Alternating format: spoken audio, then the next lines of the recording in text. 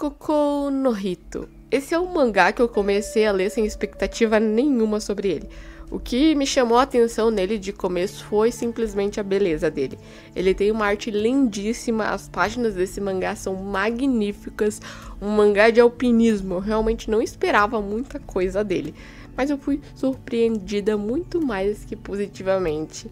De um tema que eu não tenho nenhum contato, eu nunca fiz escalada na vida, nunca tive nenhum interesse por montanhismo, alpinismo ou o que seja, eu nunca nem pulei muro na vida.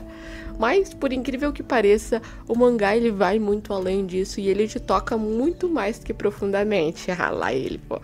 Ele é um vagabonde do alpinismo, eu diria. E olha que ele me lembrou muito Vagabond, porque Vagabond foi um mangá que eu comecei a ler exatamente pelo mesmo motivo, pela beleza das páginas, e terminei Vagabond quase formado em filosofia. E foi a mesma sensação que eu tive lendo Kokou no Hito. É um mangá que vai muito além da montanha e do alpinismo, montanhismo, o que seja. E bem, durante o mangá nós acompanhamos o crescimento do protagonista Buntaro Mori, que foi inspirado em um alpinista real, que tinha as mesmas características do protagonista do mangá, de ser um montanhista solitário, autodidata e determinado. Buntaro Kato é o nome dele real, né?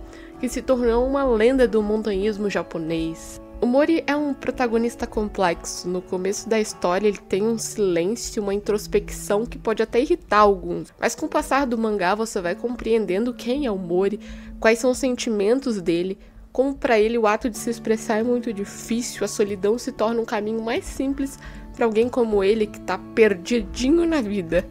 Durante a leitura você vê o crescimento do protagonista e como para ele se encaixar no mundo é difícil.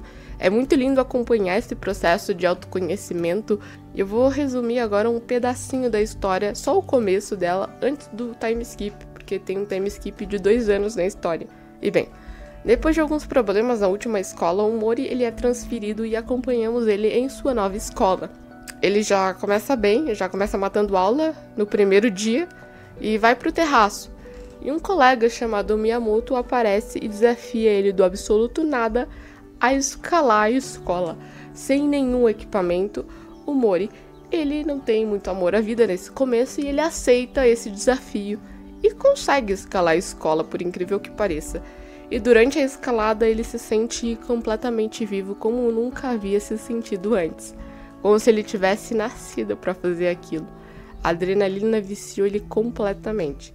E a partir daqui o amor dele pelo montanhismo, alpinismo, escalada, defina como quiser, começa. Depois disso, somos introduzidos a um personagem maravilhoso, que é o professor montanhista experiente e que conversa com o Mori sobre o montanhismo e sobre o sentimento que o Mori sentiu no momento da escalada. Esse professor, ele instiga o desejo de escalada do protagonista e acaba inscrevendo o Mori em um campeonato de escalada que ia acontecer. O Miyamoto, um colega do Mori, também se inscreve para esse campeonato, buscando simplesmente rivalizar com o Mori.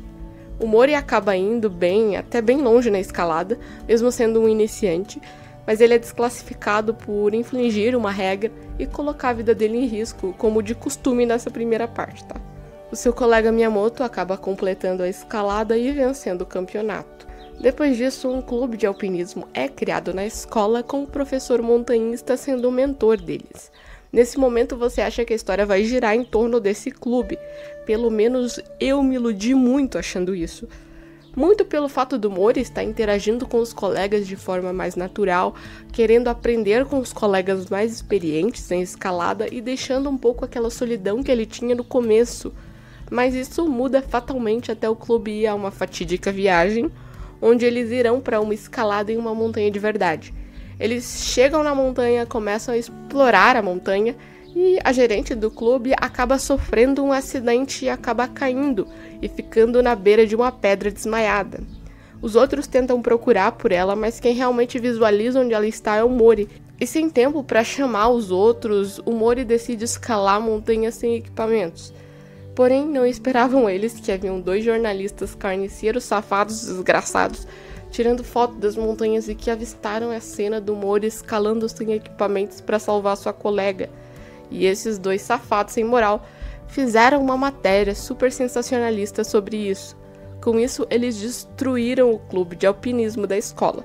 E não bastasse isso, eles ainda procuram o Mori e fazem uma proposta de uma escalada super perigosa para ele em uma montanha nevada.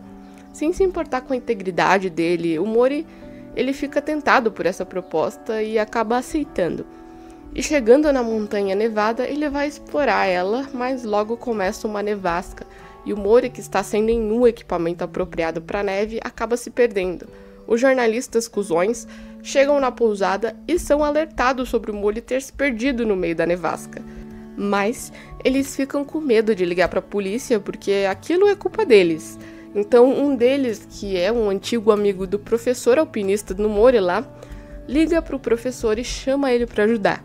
O professor chega para ajudar e logo sai em busca do Mori junto do jornalista que era um dos seus antigos colegas de alpinismo. O Mori, perdido, senta em uma parte da montanha e uma pequena avalanche acontece em cima dele. Mas ele começa a sair debaixo da neve e toma a decisão de começar a escalar para manter o corpo dele aquecido. Mesmo sem nenhum equipamento, ele chega em uma parte da montanha onde ele consegue se localizar, consegue ver o caminho que ele deveria ir. Porém, ele decide continuar escalando a montanha até o topo, de forma mais inconsequente possível. O professor e o jornalista avistam o Mori e tentam alcançá-lo, mas o professor acaba sofrendo um acidente onde pedras caem sobre ele e ele morre. Depois da morte do professor, o Mori larga a escola e tem um time skip de 2 anos.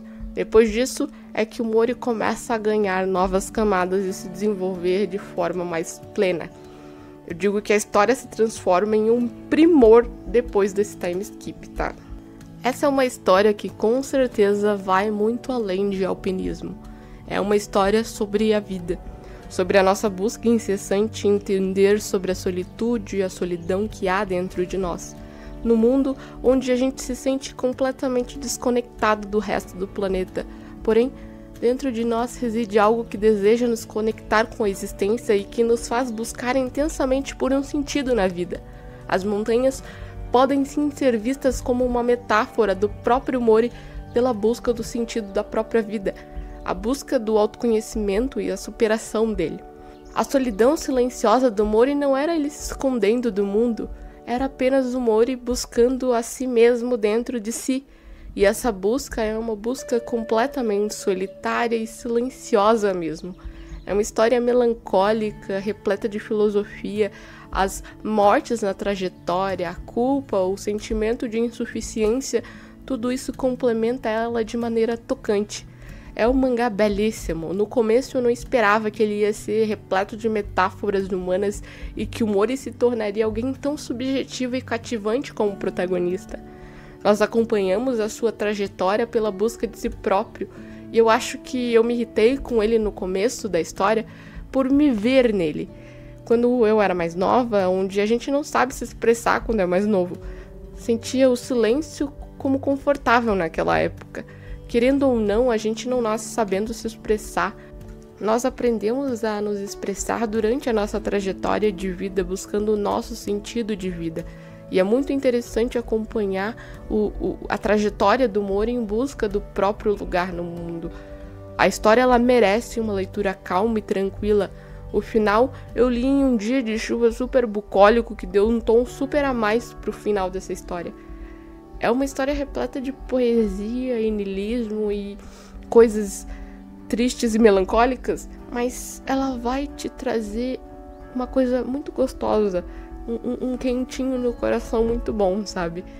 O que somos todos, se não grandes metáforas humanas sobre a vida, somos como belos flocos de neve que parecem tão semelhantes, mas quando você olha profundamente, são completamente diferentes um do outro. A gente é semelhante como humanos, mas no nosso profundo âmago somos todos diferentes. Somos todos únicos de nossa forma, de nossa maneira, nossas trajetórias, nossos sentidos são todos diferentes. Nós podemos ter filosofias completamente diferentes. Como, por exemplo, lendo esse mangá. Você pode ler esse mangá e tirar uma coisa completamente diferente do que eu tirei. Porque somos pessoas diferentes, vamos ter visões diferentes, opiniões diferentes que vão divergir sempre. Estaremos sim em uma jornada repleta de solitude. mas ela não precisa ser solitária, é claro. Então é isso. Me conta se você tirou alguma coisa desse mangá, se você já leu ele, o que você sentiu enquanto lia, se você se enxergou no Mori como muitas vezes eu me enxerguei. É isso. Tchau, tchau.